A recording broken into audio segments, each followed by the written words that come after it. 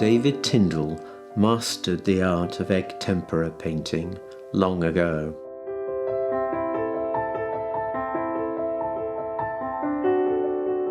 It brought him to Italy to see frescoes by Masaccio and to live in Lucca.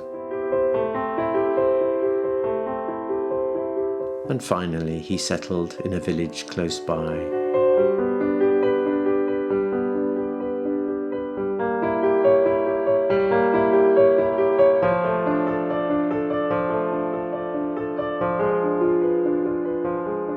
His tranquil paintings are ethereal glimpses of the familiar and the everyday.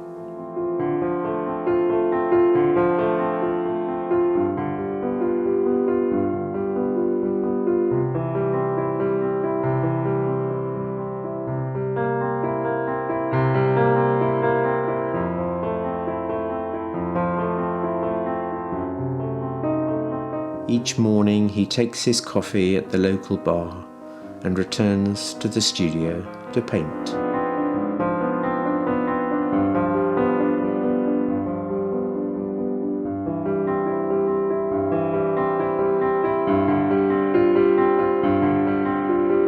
At 90, he's lucky to be painting still.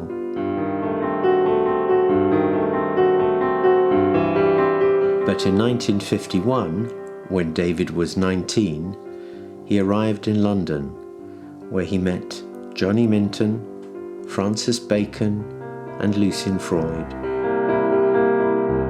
And these are still among his best memories.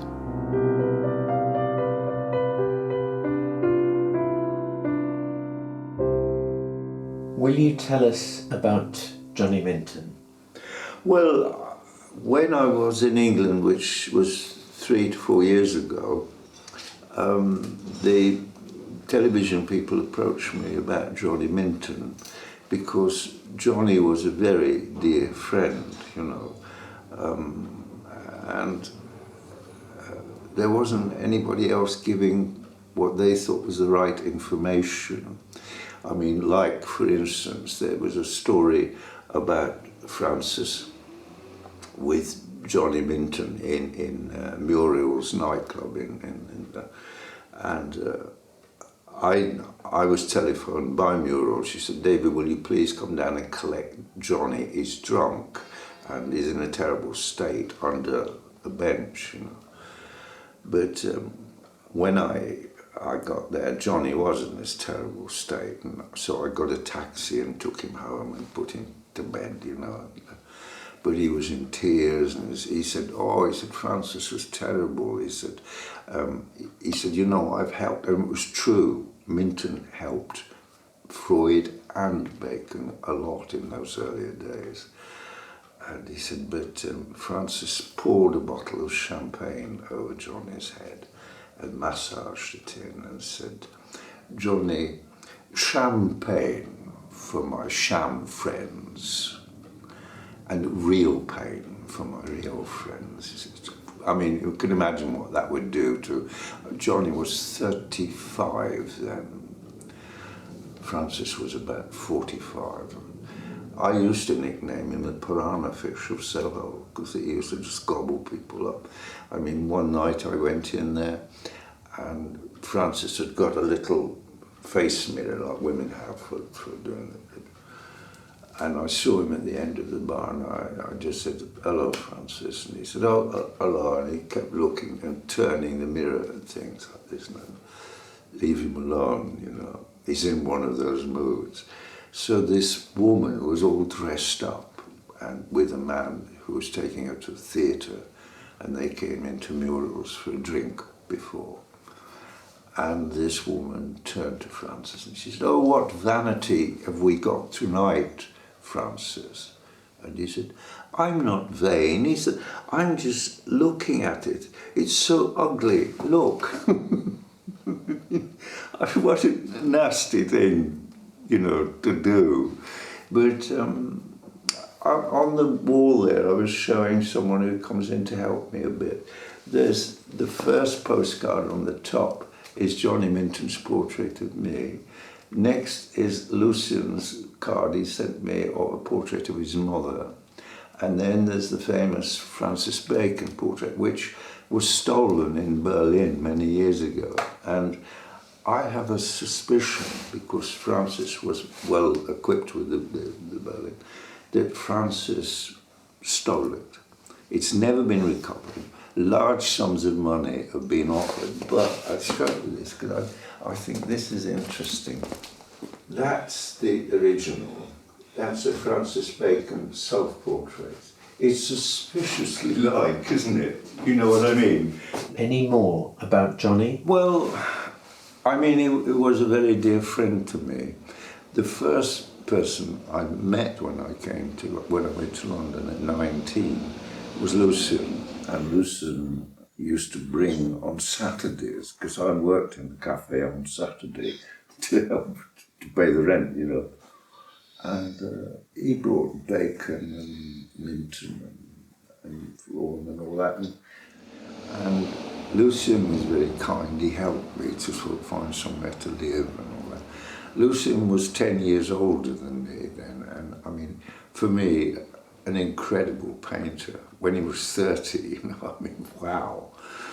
I mean, he did the portrait of Francis when he was 30 to start with. I mean, so everybody said what a weirdo. He was an extremely kind, nice person underneath. That was if he liked you. If he didn't, you know, he was ghastly. Lucian would attack anybody, particularly if he was with Charlie Lumley, his burglar friend, who could sort them out, you know. But Johnny used to get into fights as well. I mean, he was at the Dudley Arms in Paddington, and it was a pretty rowdy place, but we used to go there. And this fight broke out, and Johnny was in the middle of it, with his arms going round like a windmill, you know. And the police came in, and they stopped him and got hold of him. And Johnny said, "Oh, why don't you go and stamp out crime somewhere else?" But poor Johnny got more and more and more desperate. He was teaching at the Royal College of Art, and the students had discovered Jackson Pollock and you know, all that kind of thing, and were very upset, and they expected Johnny to do the same. Well, Johnny was his own kind of painter, you know, and he was very upset because he was a tremendous help to students, you know, I mean, really emotionally and in the work. And he finally got so upset with the attitude of the students, who just pushed him up against the wall and said, "We used to think you were good, but I mean, now that we've seen kind of Jackson Pollock and all that, you know, we want to ride bicycles over our pictures and things." Johnny left and got a job in the theatre in Chelsea, which was good. He did scenery designed and painted, as I did when I was a kid, and he got upset with that, and by the time he reached 40, he just committed suicide. You know, he took a bottle of Asper's and a bottle of gin. But he's a big loss to England, really, because he was a very honest man, you know, with humour, you know. I remember I went to one of his kind of criticisms at St Martin's School of Art, where he was looking at the work, and he marched up and down in his usual way, and he said, "Well," he said, "I'm surprised that you asked me back." He said, "I mean, I was so awful to you all about the work, you know," and they all laughed. But typical Johnny, he said. But he said, "I have to say, the work's just as bad."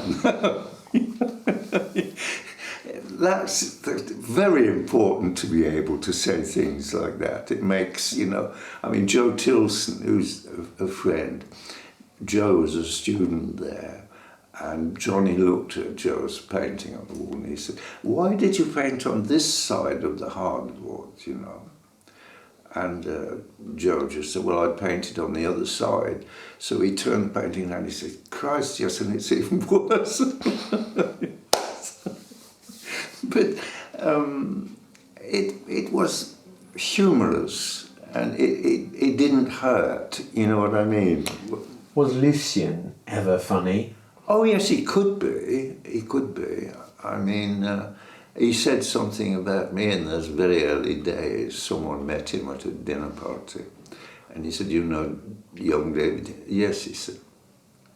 And he said, "What do you think of him?" He said, "Oh, David," he said, he's great, but he tries so hard not to be fashionable." I mean, you could say things like that in those days. It had some meaning, you know. And he said, but he said, probably one day it will be so fashionable we'll be able to cope with it. Well, that's also true of himself, isn't it? You know? And Bacon got jealous of the Freud paintings going up in price. I mean, that portrait of, well, it's not there, I've got it in a book, of Johnny Minton. Johnny Minton, about 3 years before he committed suicide, I bought it from Lucien for £250. It then, when Johnny was dead, and it had been around a bit, it became 6 million, you know. But I admired Lucien because money never made any difference to him. You know, he just lived the same. I admired him also as a painter, and interestingly, the first portrait, the end that he did of me when I was on my 20th birthday, did that.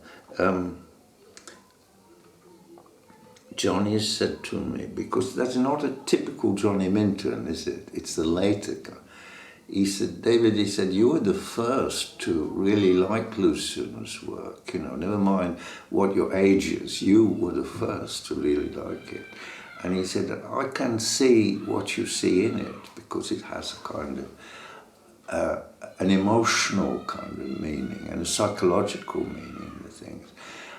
And he was developing a new kind of world.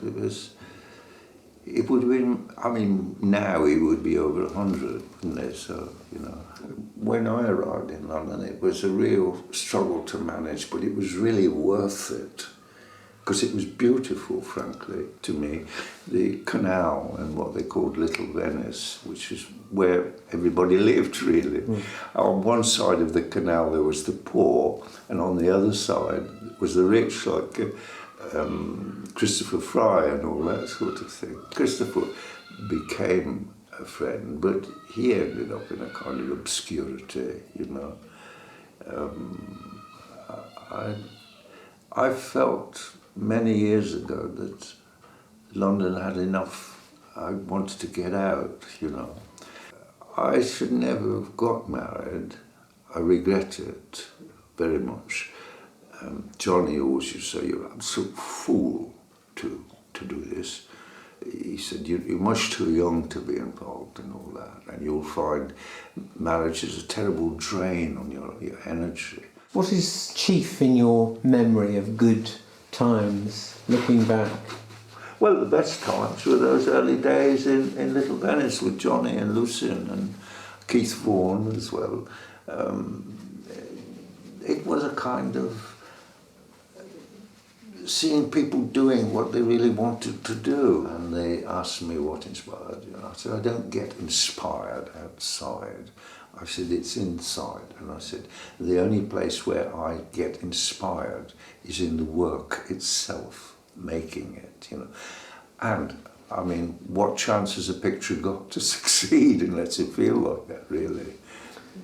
Do you think that having people like Johnny around who encouraged you really made the difference? Oh, yes, in those days? yes, because I walked into a real world, you know, of these people. I mean, the biggest regret for me was Johnny and his suicide thing, because he had a tremendous sort of spirit, and he had what Bacon or Freud. I mean, I do admire Freud enormously and Bacon, but Johnny had the capacity to take something new on, like change altogether. He said a very interesting thing at one of this particular talk at St. Martin's. They were asking him questions, and somebody asked him something about Picasso. He said, "Oh, Picasso." He said, "You know, when I was young," he said, "I was in Paris, and he said I went into a restaurant where Picasso was with his woman, and they all kind of waited like this." And he said, and I looked at the woman, and he said, "Do you know, she did have two eyes on one side of her face." I mean, this is wonderful, isn't it? This kind of makes it real, you know. In a way, I fit in beautifully here, because when I'm out with them, I'm just a typical old man, you know, and that's the end of it.